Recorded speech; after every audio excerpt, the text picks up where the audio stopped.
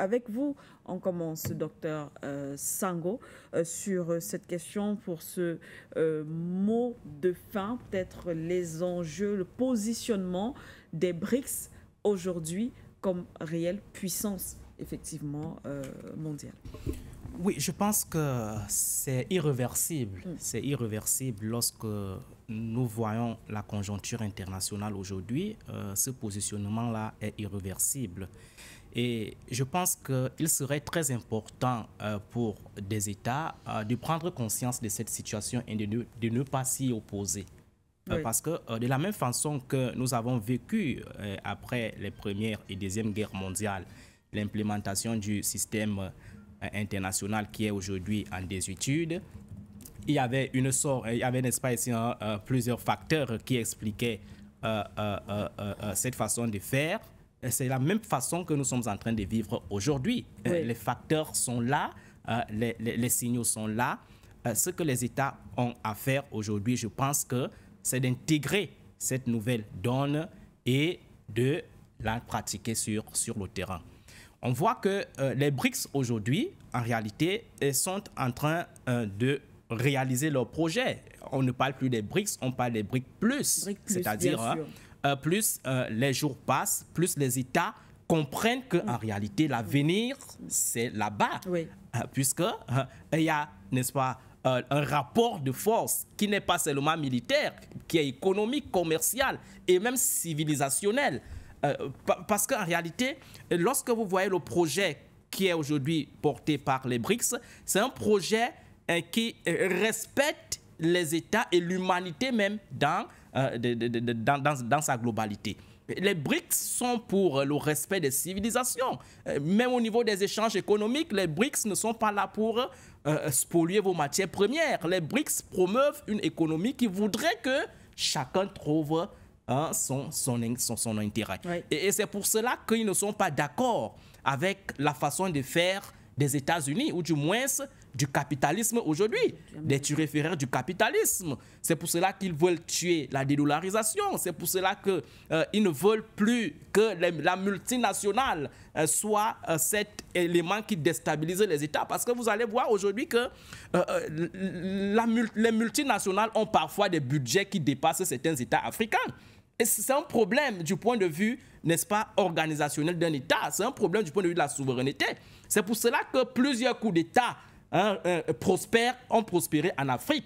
Justement parce que la multinationale vient, vous impose des conditionnalités, finance même vos adversaires et vous met de côté. Oui. Donc, cette façon de faire a montré ses limites. Il est important aujourd'hui pour les États africains de comprendre que le camp qu'ils doivent davantage privilégier et choisir, c'est le camp des BRICS, parce que c'est le camp qui va leur permettre de sortir la tête de l'eau et de s'imposer aussi sur le plan international.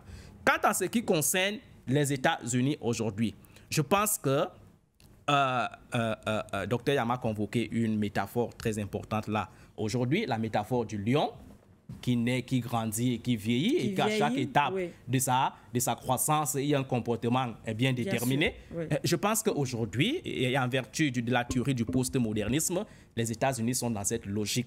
En agonie. En agonie, en quelque sorte. C'est-à-dire, ils sont aujourd'hui dans une position où, en fait, ils ne font plus peur.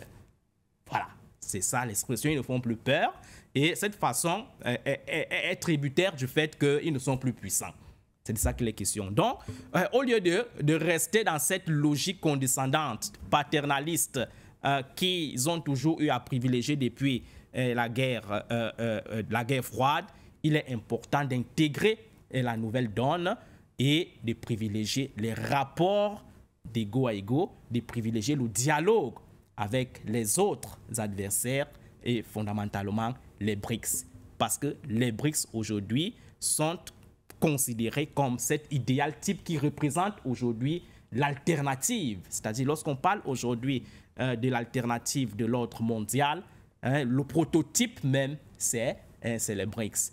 Et ces BRICS-là, je pense qu'ils sont dans une très bonne dynamique. Il appartient aux États-Unis de comprendre cela et de l'intégrer dans leurs échanges économiques et même dans leur définition du discours qu'ils tiennent au niveau international. Le discours doit changer. Le discours ne doit plus être un discours paternaliste. le discours doit être un discours, hein, n'est-ce pas, diplomatique, un discours de respect, n'est-ce pas, du partenaire, un discours, n'est-ce pas, qui montre qu'en réalité, sur le plan international, vous ne pouvez pas vous suffire. Si aujourd'hui, les pays qui constituent les BRICS décident de ne plus échanger avec les États-Unis, je pense que les plus perdants seront les États-Unis. Puisque les BRICS peuvent décider aussi de couper les barrières économiques avec les États-Unis, puisqu'il n'y a pas que les États-Unis dans le monde. C'est vrai, leur marché peut peut-être être prospère comme ils le disent, mais ils ne sont pas indispensables. Donc, aujourd'hui, les BRICS peuvent peut-être dire que, au lieu de privilégier cette coopération économique avec les États-Unis qui ne leur apporte rien et qui devient de plus en plus compliquée sur le terrain, qu'ils se retournent vers la coopération, par exemple, Sud-Sud, ou la coopération avec d'autres pays. Il n'y a pas que les États-Unis, d'accord? Et cette façon de faire doit aujourd'hui être intégrée dans la lecture des relations internationales. Un pays n'est pas indispensable. Si les États-Unis ne viennent pas en Afrique, l'Afrique ne va pas cesser de vivre. Si les BRICS ne changent pas avec les États-Unis, les BRICS ne vont pas cesser de vivre. Ça ne va pas empêcher aux BRICS de réaliser leur objectif de la redéfinition et de la restructuration du système international. Donc, c'est par là que je vais sortir. Je pense que la sortie de Trump était une sortie malheureuse, mais une sortie davantage qui vient montrer aux yeux du monde que l'ordre mondial alternatif est irréversible. Merci.